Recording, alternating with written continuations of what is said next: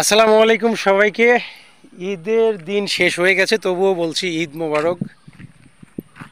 যে কথাটি না বললেই নয় সেটি হচ্ছে ঈদের দিনে আমাদের মধ্যে যেরকম একটি সম্পর্ক থাকে, যে কোলাকুলি করা, একদম সব কিছু ভুলে গিয়ে বুকে বুক মিলানো, কাঁধে কাঁধ মিলানো, এই সম্পর্কটি যেন বরাবরই থাকে, এ দুয়াই করি।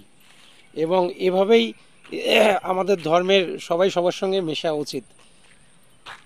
যাই হোক, আশা রাখছি ঈদ সবার ভালোই কেটেছে। এখন হচ্ছে মাগরিবের আগ মুহূর্তে যে জায়গাটিতে এখন দাঁড়িয়ে এই ব্লগ ভিডিওটি তৈরি করছি, এটি আমাদের কি বলবো আর পরিচিত জায়গা হলেও অনেক বছর পরে এই জায়গাটিতে এসেছি।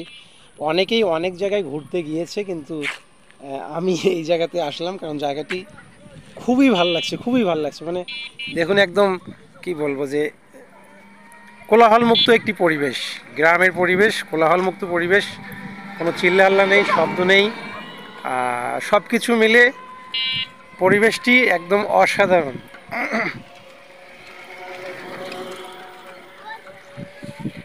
আপনাদের কাছে কেমন লাগছে আমি জানি না, কারণ আমার ক্যামেরাটা অতটা ভালো নয় যে খুব ভালো আসবে। তবু আশা রাখছি যে ভালোই আসছে হয়তোবা। পরিবেশটা সত্যি খুব সুন্দর, অসাধারণ। ঘোরার জন্য অনেকেই অনেক ধরনের পরিবেশকে বেছে নেয়, তো আজকে এই পরিবেশটাকে বেছে নিলাম কারণ ভালো লাগছে। সবুজ প্রকৃতির মাঝে নীল আকাশ দেখুন। একটু পরে মাগরিবের আজান পড়ে যাবে। এই যে রাস্তাটি এত সুন্দরভাবে বাঁকানো, সব কিছু মিলে পরিবেশটি আমার কাছে অসাধারণ অসাধারণ অসাধারণ লাগছে সত্য। জানি না আপনাদের কাছে কেমন লাগছে, হয়তো বা অতটাও ভালো লাগছে না, তবে আমার কাছে খুব খুব ভালো লাগছে। এরকম জায়গাতে দাঁড়িয়ে সোর্সটার উপাসনা করতে বেশি ভালো লাগে, অর্থাৎ দরুদ পাঠ করতে আমার কাছে খুব ভালো লাগে এরকম পরিবেশে। যাক, সেটি ধর্মের কথা। আজকে ঈদের দিন, তো ঈদের দিনে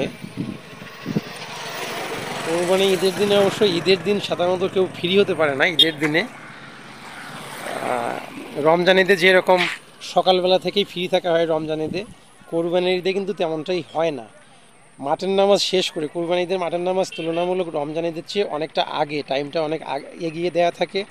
তো মাঠের নামাজ শেষ করে এসেই যে যার যার মতো করে ব্যস্ত হয়ে যায়। যারা কোরবানি দেয় তৌফিক দেন মহান আল্লাহ পাক, তারা তো কুরবানির কাজে ব্যস্ত হয়ে যায়, এবং কুরবানি দেওয়ার পরে যেটি হয় সেটি হচ্ছে মাংস বন্টনের কাজে তারা ব্যস্ত হয়ে যায়।